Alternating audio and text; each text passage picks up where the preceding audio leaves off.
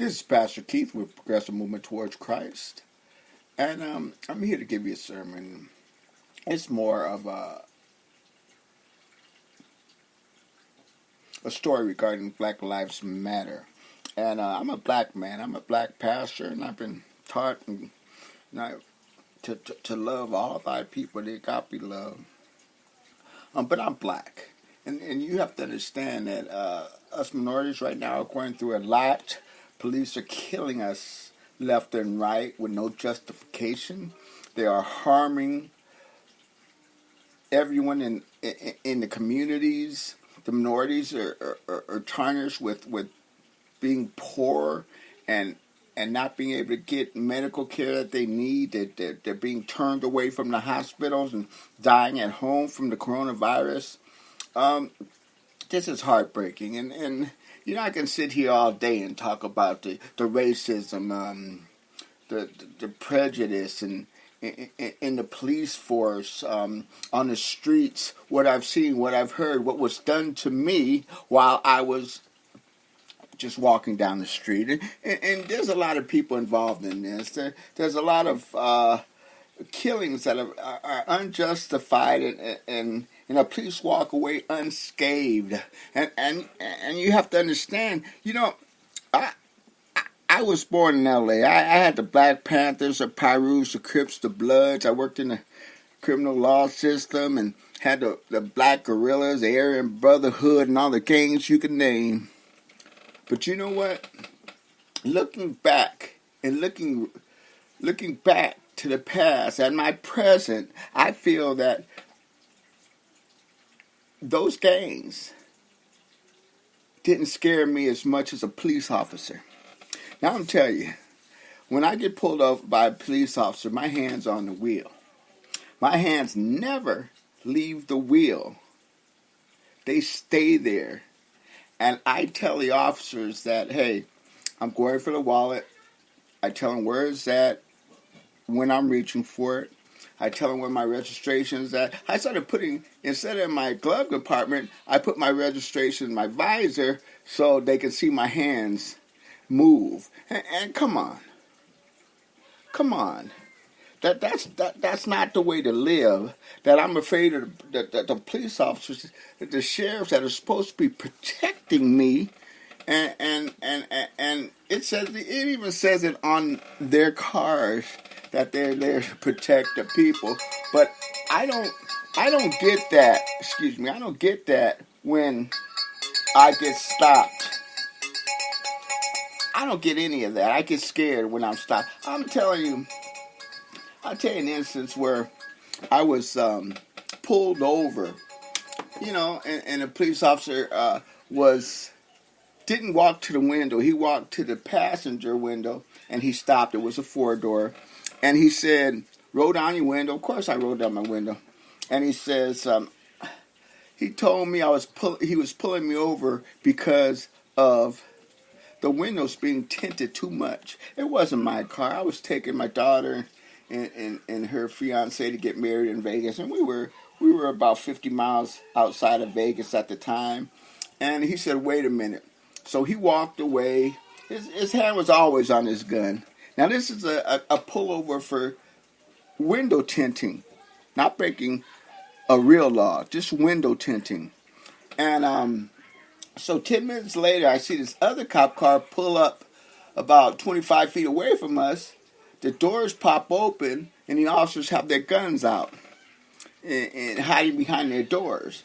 And, I said, wow, a stop for a minor, even a citation, and there's, 4 policemen involved, and the 2 guns out, and the other 2 officers had their hands on their guns when they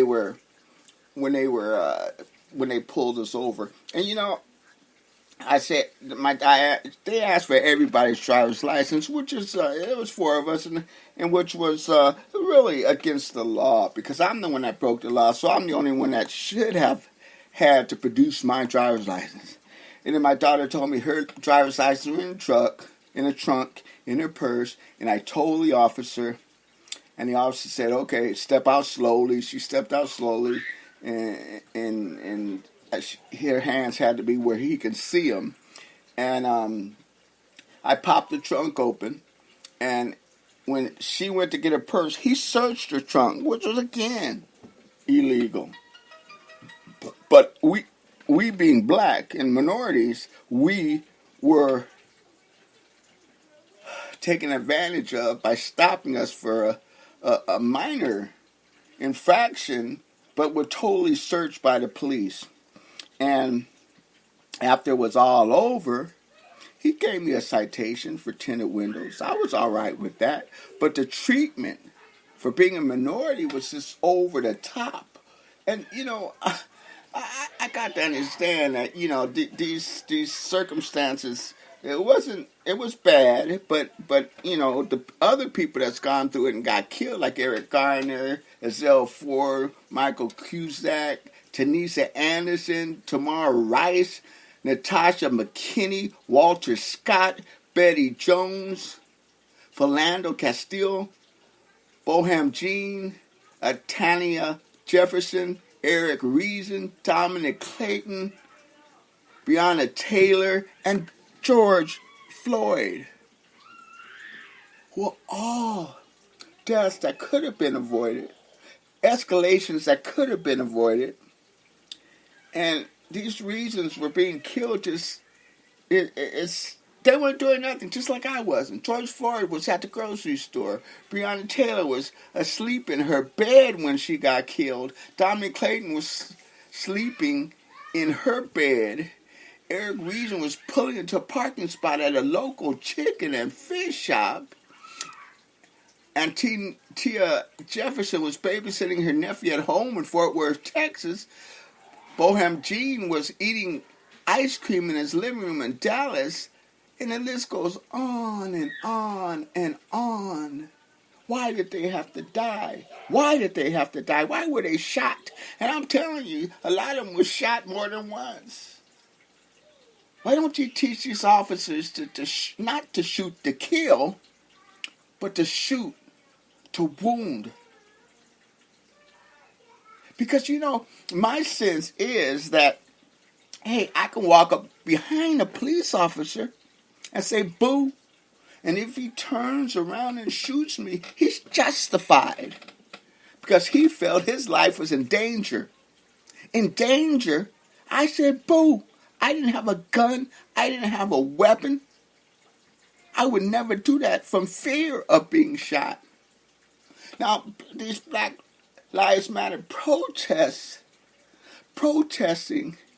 is legal until it gets out of hand. And a lot of times, the police, like in Washington, when they started shooting pepper bullets and pepper spray and all the things you can think of that should have been non-deadly, that people were still getting hurt, and they were protesting, but they weren't doing any violence, but just to move them out of the way so the president could hold up his Bible in front of a church was unfathomable. And now they're saying, well, a police got shot the other day at a protest. Just always a bad apple. But when a police shoots a protester, it's okay. When a policeman harasses a protester, it's okay. When a policeman takes a protester to jail and strips him 2 or 3 times, they are free to do anything they want.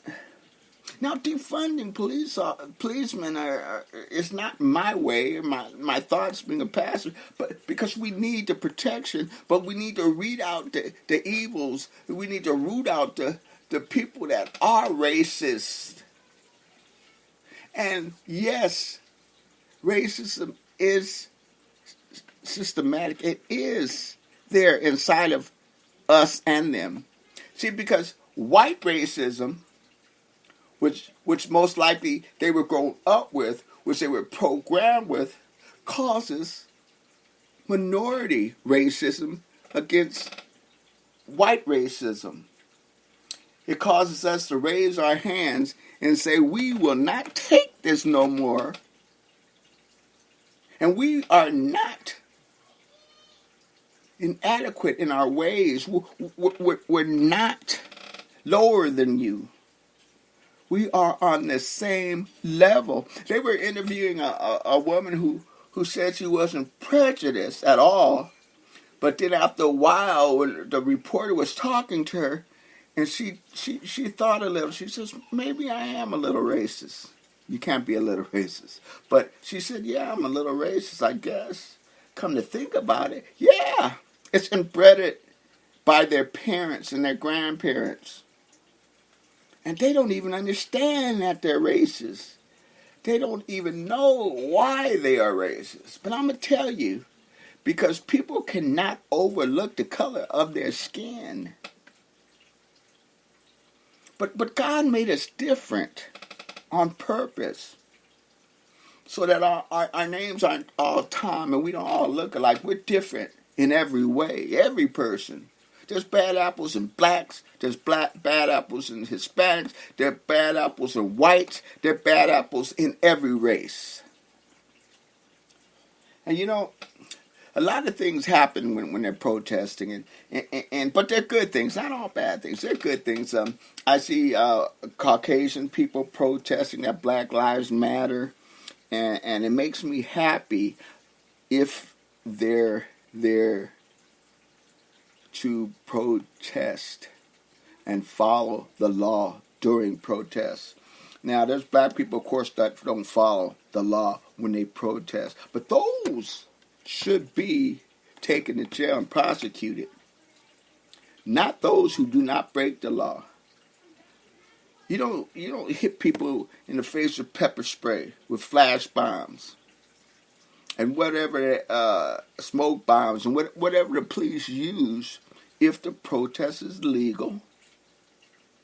I haven't been to protests, because I'm a pastor, but hey, I think about it all the time because I have a voice. Being black, I have a voice, and I've been brought up with prejudice and racism all over the country. We lived in Jersey for a couple of years, and my next door neighbors were racist, and we used to stand at our back doors. We had no walls in the neighborhood. Nobody had walls, and we would throw rocks at each other because they hated blacks, and we were kids. So we would they would throw rocks, we would throw rocks, and we were brought up not to be prejudiced. Our ideals were in the Lord Jesus Christ. We were taken to church when we were kids, and we weren't taught to be prejudiced. I tell you, I went to school out there, and I was the best speller in the school, but they wouldn't let me go to the state spelling bee because they didn't want a black man on their team. They didn't want a black man or a black boy playing on their team because they didn't want us to represent a white school. And that was awful. It's just awful.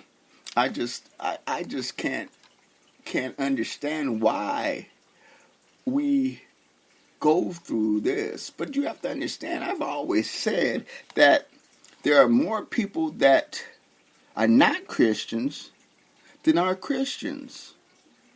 And there's less leaders than followers.